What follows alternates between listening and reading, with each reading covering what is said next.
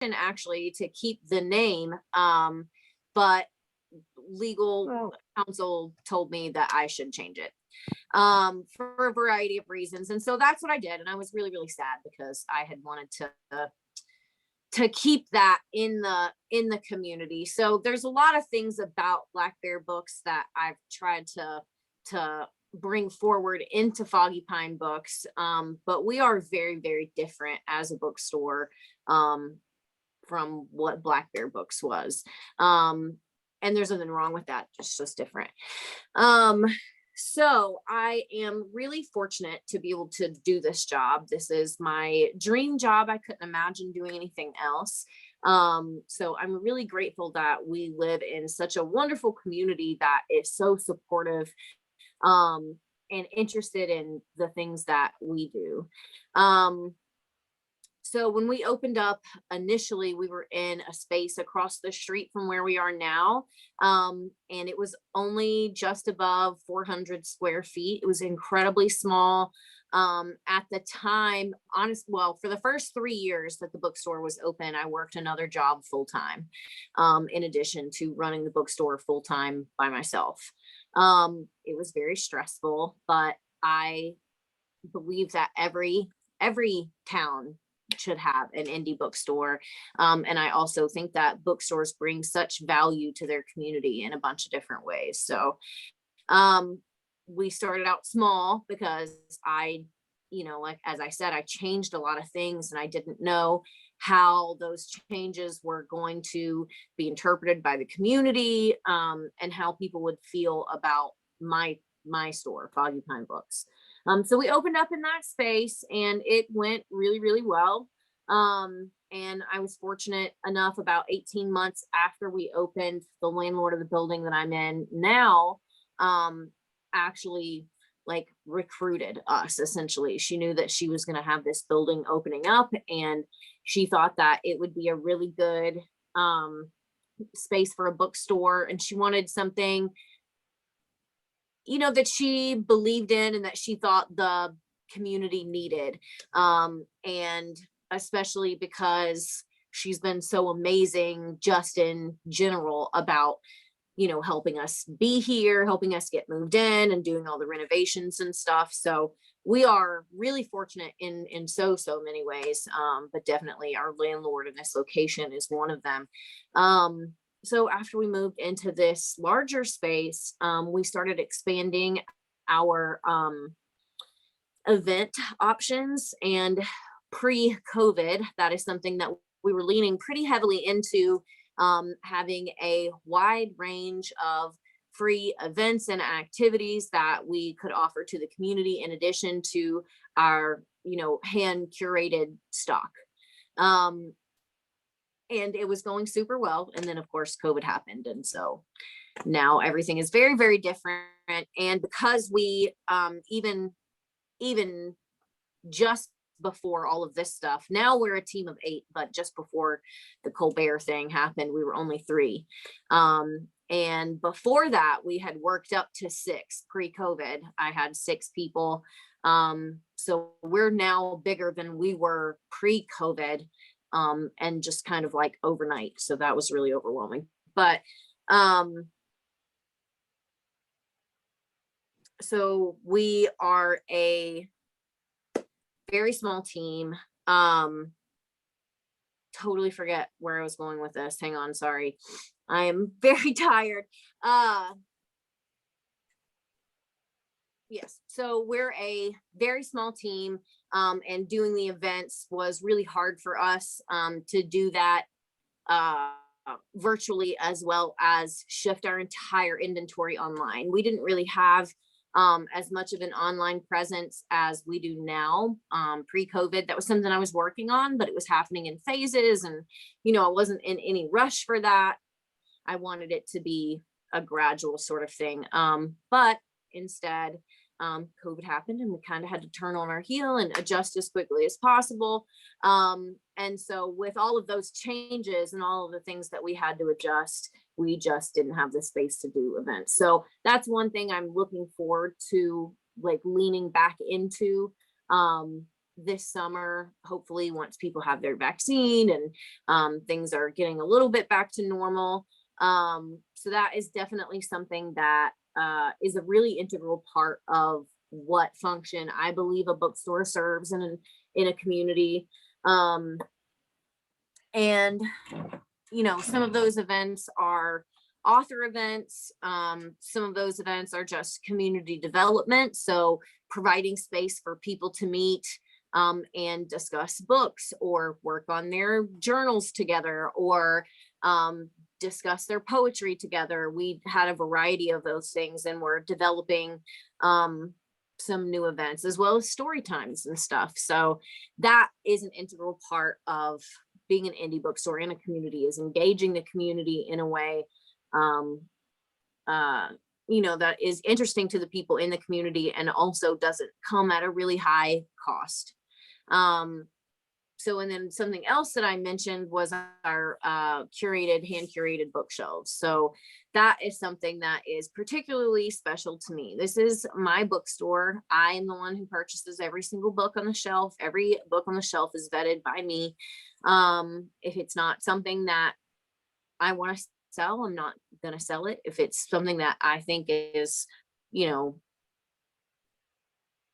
don't know, harmful in some way, I'm probably not going to carry it, but we will order almost anything for people. I've never told anybody I wouldn't order something. So there are just some things that we don't keep in stock. And that's what's, again, another thing that's special about an indie bookstore is each indie bookstore that you go into has its own soul almost. And that soul is reflected on the shelves by the books that have been picked out by the staff who works there, not just on the staff pick shelf, but everything that lines the bookshelves. And so, for me, it's really important to have a bookstore that I feel like is a really good reflection of our community. Our community is a lot more diverse than people give it credit for. And we also have really strong Southern traditions, both in literature and in other ways, cooking and, arts and crafts and art in general. So there are lots of things that are pretty specific to Appalachia that we try to, maintain and hang on to and pass along that knowledge within our bookstore. So I would definitely say that being in the heart of Appalachia definitely influences the type of books that we want to offer. Not just because that's where our community is, but also because that this is where I grew up. I didn't grow up in Boone. I grew up about 45 minutes away from here. But I've always lived in the Appalachian Mountains. It's my favorite place in the world. I couldn't imagine being anywhere else. And that has, deeply informed everything about, who I am as a business owner, and who I am as a bookstore owner. So all of those things are very important, but then other facets of that are working with, publishers. So there are a variety of ways to get the books that we stock on our shelves. Sometimes we work directly with authors. That has been a little harder during COVID. We typically try to meet people and we're a little more hands-on with all of that. But right now, with how crazy everything is, we just don't have a consignment team set up. That said, that's something that we really enjoy doing, working with local authors in the community. So that is one way that we get books to stock our shelves. Another is working with a distributor. So there is a distributor who gets books from a bunch of different publishers and then sells them to you. And then you can also work with individual publishers. We primarily work with a distributor, and that is mostly because it's really difficult to keep track of a bunch of different publishers and getting all the stock from there, because there's a bunch of different things that go into that make it rather complicated. But there are some publishers that I work with directly. Penguin is one of them. Tin House is one of them. Milkweed Books is one of them. So like there are some that we work with directly because we have either a good relationship with them or they just offer such better terms that it really is worth it, the extra work to work with those folks. So those are the primary ways that we get books. But one of the things that I do every year is I attend conferences, and I didn't do anything in 2020 because everything was virtual and I didn't have time. I couldn't like take off work to attend virtual, classes. But the conferences are absolutely amazing, and I am so lucky that I have been able to attend so many of them since I opened Foggy Pine Books, because they have, it's stuff like this kind of, except it's all crammed into 3 days, and each half hour to hour block of the day is divided into these little conversations or education sessions or one-on-one times with publishers so that you can ask questions, and not just publishers, but vendors of all kinds. And so conferences are amazing for that, as well as getting to know and work with other indie booksellers. So we are, there is the University Bookstore and Dancing Moon, and we have friendly relationships with both of those places. But we're all very different kinds of stores. There aren't, stores like my store in this area. Really, the closest indie bookstore is down in Morganton.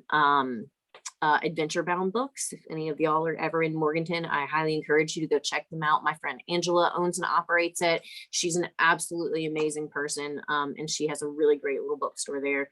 And she's just wonderful. So go check her out. But she's the closest person. So there's not a whole lot of like, especially when I was first starting out and I was just working by myself, there's nobody to really talk to and bounce ideas off of and, ask questions about various things. So it's really nice to go to these conferences and meet people and make personal connections with other folks who, own, operate, or work at indie bookstores so they can share their experiences. Getting to talk to people who've worked in the industry for 30 years is so valuable. That is such a valuable resource to be able to have, because I only have like 10 years, like I don't have nearly as much experience. And, a lot of my experience isn't in the same kind of stuff that I'm doing right now. So being able to do those things, I've really missed that in the last year. So I'm hoping that, we'll be able to attend some conferences this year, even if it is virtually. I'll hopefully have more time to be able to do that. Look at my little list of things I was going to talk about. Ways that we work with our community and with the university. So we work with the community in a variety of ways.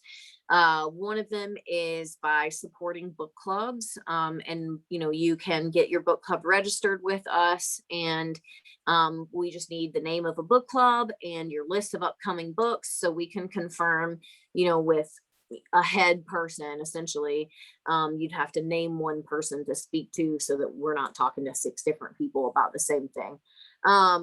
And we will, help you figure out whether or not we're able to get the books, what the prices are, how quick the turnaround is on them. And then we can help you take care of ordering, and we always offer 15% off. So that's one of the things that we do. We also do run a program called Free Books for Boone, where we take people's used books, and a lot of the ARCs we get, ARCs are advanced readers copies. So sometimes publishers will send us bound up galleys that look like books, but they're not finished. There's sometimes, typos and stuff in it. And sometimes they can like change whole endings and stuff. So you have to like get permission to quote from it. But those we save. Anything that we don't read, that we just get so many from the publishers, we keep them, and then we use them to give them out to people who might not be able to afford their own books. And then people in the community donate stuff. So I'm going to turn my camera around so you can see. This is a dining table, like the kitchen table that is in the conference room at the bookstore. And it's like 5 rows deep and like 15 books tall. And most of these books are for the free Books for Boone program. And that is not even close to everything. That this is just used books that we haven't processed yet. We have a whole room upstairs that is entirely dedicated to that stuff. So that's something that is really important to us. And essentially, what people do with the free Books for Boone program is you go online and fill out this form telling us what kind of books you're interested in. And then it's sort of like our mystery box that people pay for, where you tell us what you're looking for and we pick out something that we think you would like based on that. So that is what we do with the free Books for Boone. And that has been a really fantastic experience. I've really enjoyed both picking books out for people and, seeing people get so excited to get their free books. That's really awesome. And then after the Colbert feature, we were, fortunate enough that there were quite a few people who donated money to us so we can actually ship books to people who live in the area but are, for whatever reason, unable to come pick up their books, because they don't have a vehicle, or maybe they're homebound or whatever. So we're just really grateful for all the support there. And then we work with the university by, one of the things that we are doing, and not just the university, but the high school and other local schools, we've purchased books for, various librarians. They'll put together an order and we'll sort all that for them and get things ordered with the university. Some of it is book clubs. Some of it is, whole departments who are wanting to read something together. They want everyone to read a specific thing, and we'll provide that book for them, as well as getting class sets of particular things. And then we also do student discounts for books that are assigned for classes. So if students are ordering books that are assigned for their classes and they show us their syllabus or an email from their teacher showing that it's been assigned, then we process that order for them, new or used, and give them a 20% discount. And so professors have been really amazing working with us, letting us know what those books are so that we can be prepared. So that is just some of the ways that we work with the community, with the university. And then we get the books out of the store in a variety of ways as well. So like, obviously,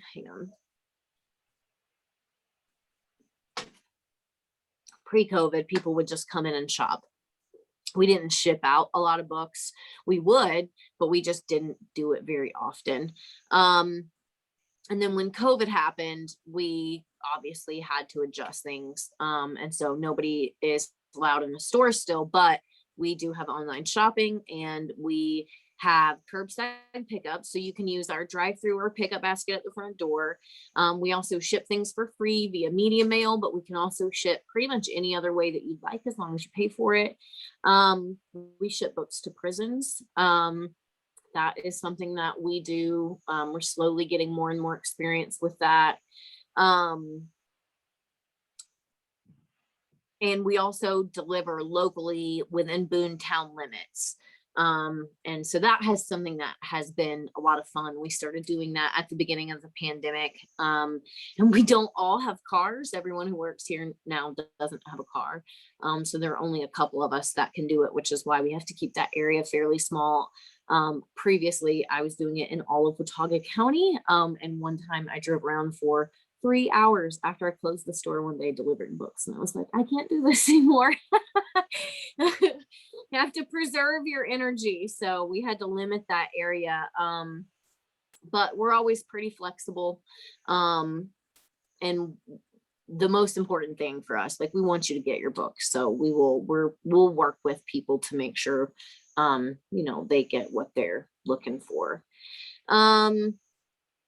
So yeah, that's sort of us in a nutshell. What I think is important about, running an indie bookstore, particularly within an Appalachian community, just providing this space to be, a safe place to explore and learn for people of all ages and from all backgrounds. I think that's something that is really important. But I wanted to, and I stopped at a good amount of time. I wanted to save some time for questions because I knew folks were going to have questions, just in general, but probably about the Colbert stuff as well. So if anybody has a question for me, I'd be happy to answer.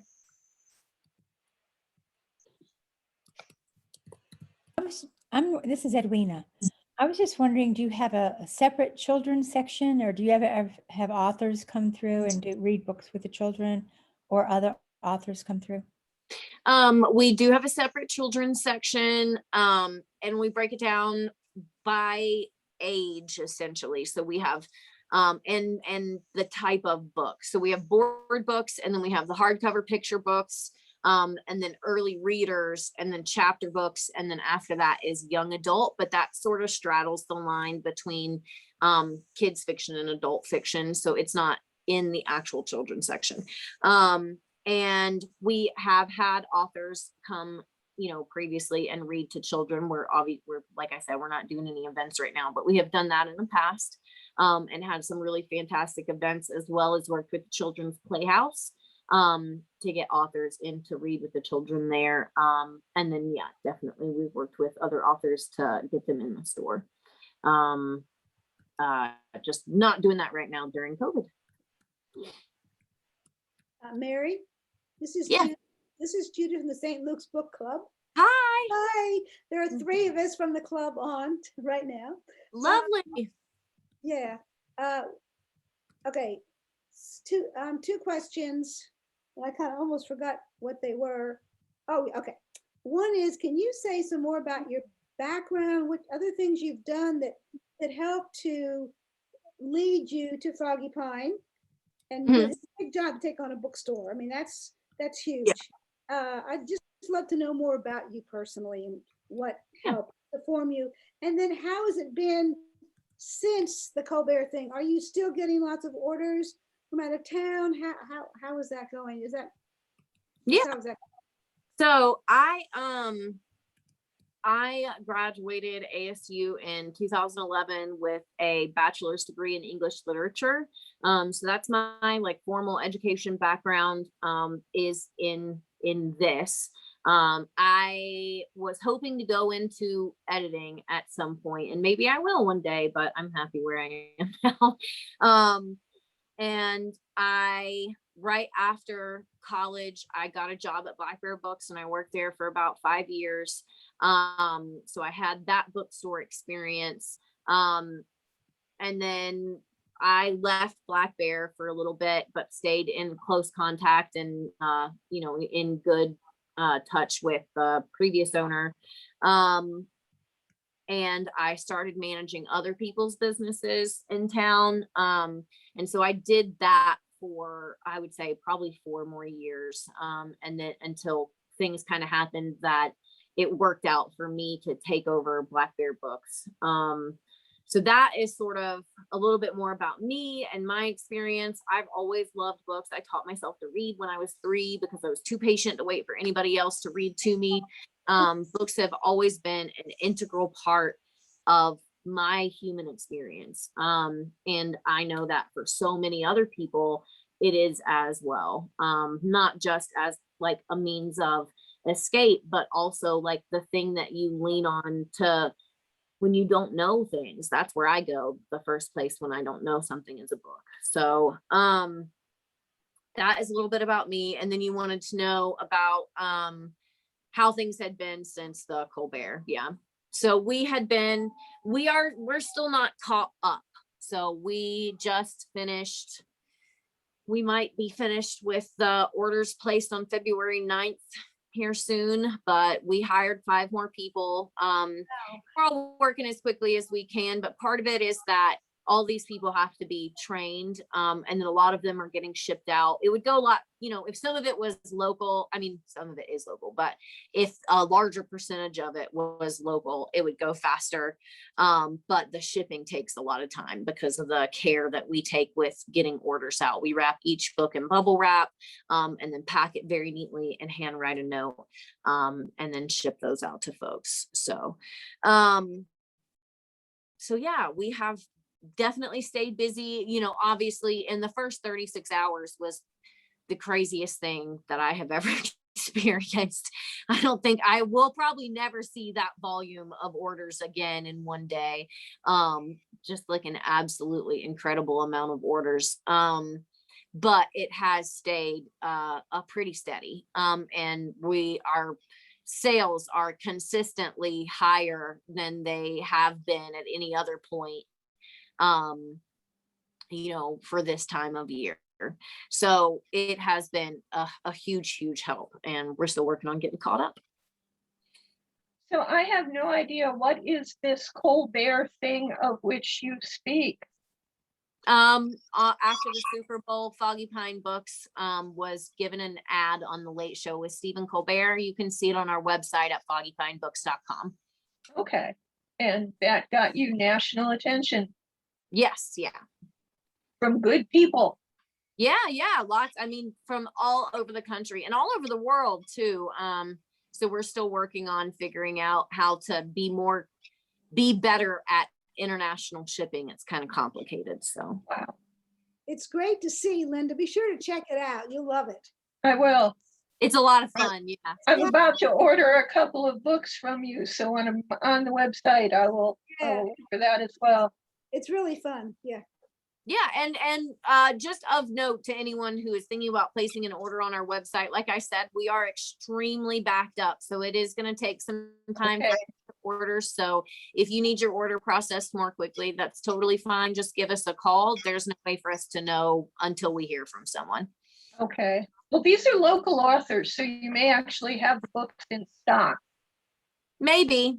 Maybe. Yeah, we'll find out. So how But many books? even if they are in stock, that's what I'm saying. Like, we aren't Yeah. caught up to that Still day. wait. Yeah. Okay. How many books did it actually generate, do you think, the ad? How many books? Oh, Yeah. I don't know. We got over 2,000 orders in like 48 hours. So, you know, some of those are mystery boxes, and it just depends. There's no way to know until we get to the other side of it, and we're not there yet. Wow. Great. That's great. Do you sell CDs? I was No, wondering because of Appalachian music and stuff like that. no, we do not. We don't have any focus on music. I don't have any expertise in that. What were you thinking running a bookstore would entail? That Pretty very much different. this. Oh, Yeah, I'm not surprised by anything really. You know, I had worked in a bookstore before this. I think if I hadn't worked in a bookstore before, I maybe would have had some misconceptions about what running a bookstore is like. But it is, I love it. I can't imagine doing anything else. But it is so very, very, very stressful. The money is always incredibly tight. Profit margins stay typically somewhere between 1% and 3%. So it's not much. It's always a struggle to keep the doors open. I guess the only thing I would say, and I wouldn't say that it surprised me, I guess just that it continues to regularly frustrate me, is the constant expectation that we would be able to match Amazon prices, which I feel like is a very obvious non-starter. But obviously other people don't feel that way, based on the amount of times a week we get people who ask us to price match Amazon. So that I guess is the only thing that's surprising to me, is like the number of people who just like really don't understand the harm that Amazon does to not just to indie bookstores, but small communities everywhere.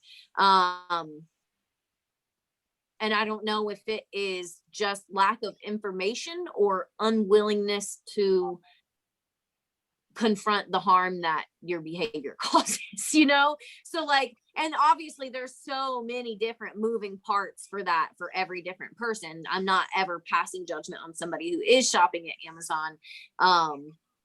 But there does seem to be at times like an unwillingness for people to confront, you know, the fact that, you know, why we can't afford to do stuff like that. So that would be the only thing that I would say has been surprising. But pretty much, I mean, this is about what I expected. I really miss talking to people about books at the store. I really miss like losing 45 minutes of my day gushing to somebody about a book series and then getting like dragged off into a whole different book conversation and having a whole list of books to like go home and order. So I miss that a lot. I'm very much looking forward to seeing people in the store again. But I enjoy doing the mystery boxes. That was sort of my way of of creating that for myself during the pandemic so that I could still make those book recommendations. That's my favorite part of the job. That and receiving books. When the books come in every day, it has never once stopped feeling like Christmas. So that's exciting. Do you ever have time to read? You sound like you're very busy. I am. Yeah, I do read. Let's see, in 2019 I read 56 books. In 2020 I only read 35 books. And so my goal this year is 35. And I am well on the way to that goal. I've been reading one book a week on average since the beginning of the year. February was a little slower. January was a little busier. Like I had more time in January, so I read 2 or 3 books a week. So it just depends. I listen to a lot of audiobooks. I read a lot of graphic novels. I stay up way too late and then have trouble getting up in the morning. I just, to me, the books are what make this job. I couldn't do it if I wasn't reading all of the time. I wouldn't be current. And I think it would be really hard to stay on top of things if I wasn't aware of what was currently coming out. But also like my appetite for books is insatiable. Like I've definitely gone through slumps. 2020 was hard for a lot of different reasons, but I went through a bit of a reading slump, which is why I only read 35 books. But I went through a bit of a reading slump. You know, but even still, even then, like I would read most days. Life doesn't feel normal to me if I'm not reading. So that is always like my first indication if I'm like really struggling, having a difficult time, if I'm not reading, that is like a big major indicator, because that's something I can always do and that's always important to me. I noticed on your website you've had a lot of books about race. Yeah. Are you reading a lot of those before you recommend them? Yeah, I read lots of them. You know, I read a lot of fiction. I don't read as much nonfiction, but I do, of course, read nonfiction. I've read Me and White Supremacy, How to Be an Anti-Racist. I'm reading 400 Souls right now. So you want to talk about race, and When They Call You a Terrorist. All of those are really fantastic books. Audre Lorde's Sister Outsider, anything by Bell Hooks. Honestly, anything by Audre Lorde. Anything by James Baldwin. And then there's just an absolutely fantastic amount of literature out there from people like Christine Ng and Viet Nguyen, Britt Bennett. I mean, there's so many. Kazuo Ishiguro has a new book.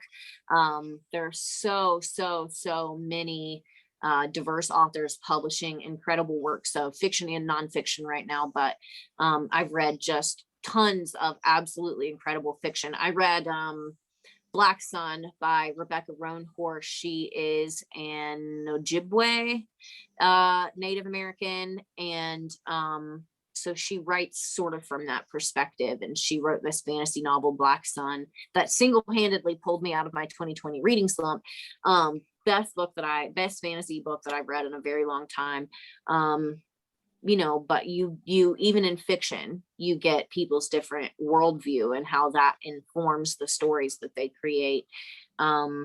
So yeah, absolutely. And lots of kids books. I read so many kids picture books. I love picture books. So there's a lot of picture books that I really love. Hair Love, for example, and Crown, and Every Good Thing are all really fantastic kids books.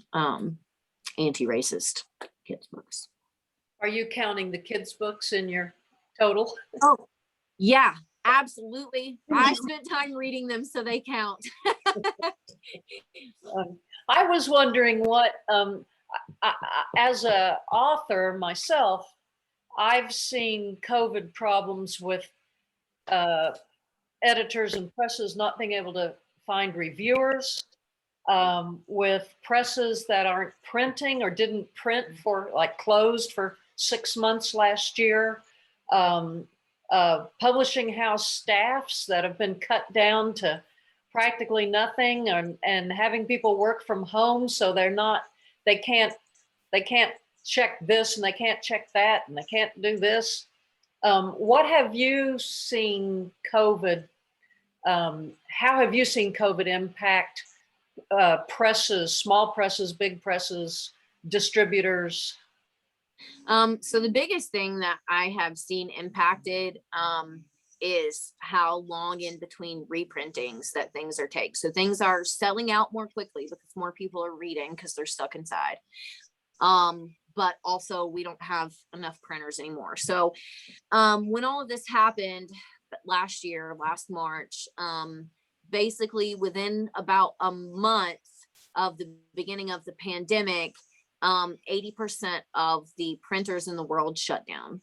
And most of those did not reopen. They just closed for good.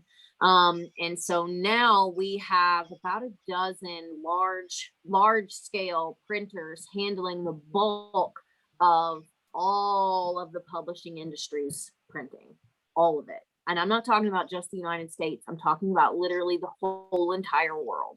Wow. And it has, and they, you know, they're moving as quickly as they can, but with such a high demand and so few people printing anymore, it's taken a really long time. For example, there's a book that has been very popular, The Boy, the Mole, the Fox, and the Horse, by Charlie Maxey. That one was a really big holiday book. We got about 25 copies in before the holidays. We sold them all before the holidays. We didn't get copies in until last week again. And that's about the standard amount of time that it's taking once books go completely out of print. And have to be reprinted. So that has been a struggle, getting people to be willing to wait for that. That's been hard. That has been hard. And then working with publishers, definitely,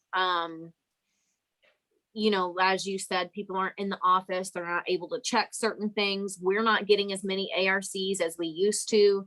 And especially, like, you know, my publishing rep used to go into their big ARC rooms and pick out ARCs specifically for me and for our team based on things that we had liked in the past and had blurbed in the past for them and given them reviews for. And now they don't have, you know, they have probably one person pulling for a bunch of different bookstores, but it's not individualized anymore. So we're getting a lot of ARCs for things that we would literally never read. But that's okay. It just goes to the free books. Authorized review copy. So that is, those are most of the impacts that I have seen in the industry. No presses going out of business, or no what presses? Yeah. I mean, there are lots of small presses that went out of business. We didn't work with a lot of small presses, or the ones that we worked with were well known enough that, you know, like milkweed and stuff are well known enough that they were able to, even if they're struggling, they were able to hold their own, through, I guess, till now. But we work primarily with the distributors. So, and warehouse times, especially at the beginning of the pandemic, warehouse times were taking an additional 3 to 4 days to get books in, because they had to limit the number of people that could work in the warehouse at once. So everything's kind of back to normal now, though, on that Are you front. the only one deciding on what to buy, or is there a group of buyers there? I am the only one buying. I do take recommendations from the staff, and I ask them what their staff picks are, and I stock those things, but I'm the only purchaser. Do you have a poetry section? Or I We know do. since last summer and all the riots, there's been a huge increase in people knowing more about Black poets. I mean, they were Mhm. around, but people just never heard of them, but now they're Oh, yeah. really. Yeah, we have a pretty large poetry section. We don't have it all up on the website. We were right at the end of getting all of our inventory up on the website when COVID happened and everything shut down. And then we just got an influx of online orders and had to switch everything over. So we haven't even finished adding all of our inventory yet. We have probably 5 sections that have to be added into the system. So if you're ever looking for some poetry, give us a call. We can either make some recommendations, or we can let you know if we have a specific title you're looking for. But eventually, hopefully by this summer, we'll have all that up. Poetry is one of our bigger selling sections during regular times. So I have 2 questions again. mm-hmm. One, did you say something about your sending the books to prison? Mm-hmm. And 2, I'd heard different rumors about how the Colbert Show found you. Do you know how that happened? I'd like to know what is true and that's just rumor. I'm curious now what the rumors are. What are the rumors? Well, what I heard, they'd seen something you did on. I've heard everything from what's his face who spoke. Tom, was it at the Tom Hanks? The Tom Hanks who visited our boutique hotel, which is going out of my mind downtown with the roof. Horton, yeah.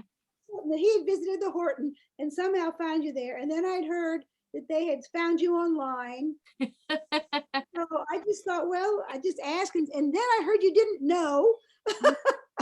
Okay, so I can definitely clear the air on that. So Tom Hanks, as far as I know, has never shopped here. That doesn't mean that he wouldn't, or that maybe he didn't use a fake name. I don't know. But as far as I know, Tom Hanks has never shopped here. And as far as I know, he's never stayed at the Horton, even though that would be a great place for him to stay. We don't know exactly what it was that made them pick us, but what we were told is that they have a research team. They were looking for a small business that had been negatively impacted by COVID that they could support. And so our theory is that some of the things that we did online, the commercial that we made for our drive-through window, as well as our monthly transparency posts, which made it pretty clear, that we were struggling before this point. We think that those kind of put things in pretty stark contrast. Like, here's a team of people who is creative and engaged and loves their community and wants to persevere. And here is how COVID is negatively impacting them and making that very difficult. So that is what we think. We don't, they didn't tell me a specific reason, but they had a bunch of businesses in the running and they really liked us. And we do know that they really liked the drive-through. They thought that was really cool. So great, yeah. So low tech. I love it. Yes, absolutely. Absolutely. It's a lot of fun. Yeah. So the prison project, or prison, yes, whatever. Yeah. So I would love to set up like a bigger sort of program, sort of the way we do free books for Boone. But we work with prisons to get books to inmates. And I say prisons, we work with not really the prisons themselves, even though we do have to be in contact with prisons, but we work with people who want to get books to inmates. And typically prisons require, they'll say, oh, it has to come from Amazon. but that's not really true. What they really mean is that it can't come from an individual person, and it can't be a handwritten address label. So we print all of our labels, and it is shipped from Foggy Pine Books. They're new books, so we can't send used books to a prison. And they open them up and go through everything anyway. We can't send bookmarks. We can't send stickers. We can literally only send the books. And we bubble wrap them anyway, even though they don't like that. But What's the danger of a bookmark? I don't know. I couldn't tell you that. All I can tell you is that that's what the prisons say. The No guard bookmark. was stabbed by a bookmark. So we do everything we can to work with people. We have had, some issues in the past with prisons who didn't want to work with us, and would just say, well, they just need to get it on Amazon. I don't know. I can be very persuasive. So we have, a set of things that we do to help people, do that fairly easily. So, but I would love to get sort of a program set up where prisoners who need books can contact us, and we can send them to them, especially like right now. I know a lot of prisons are like, their prisoners are in their cells 23 to 24 hours a day. A lot of them don't have access to things like the libraries, or just even normal socializing that they would typically have. So try to make that a little less. To the prison here in Watauga County? We haven't ever before. We haven't done that. We just haven't had anybody want to send anything there.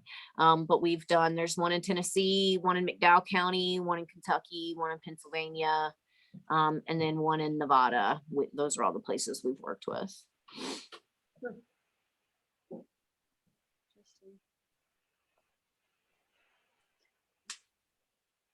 So it sounds like you work directly with a prison rather than a group of people who want to help prisoners. Is that, am I understanding that? Right? We work with a group of people on behalf of the prisoners, as sort of like the mediator between them and the prison.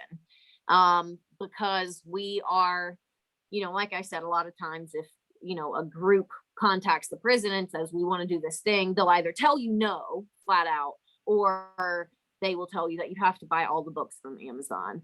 And so a lot of times when that happens, we'll come in and we sort of mediate and figure out exactly what it is that they need so that they can get the books from us. And typically what that is that it has to be a new book, can't have bookmarks, has to be a printed label. So those are the types of things that we've run into before. But yes, we do work with individuals as well as groups of people. The only reason we speak directly with prisons is because they make everything difficult. So is there a group in Boone that's helping you or not? No, it's just me. It's just whenever people ask us to do it, I make the time to do that.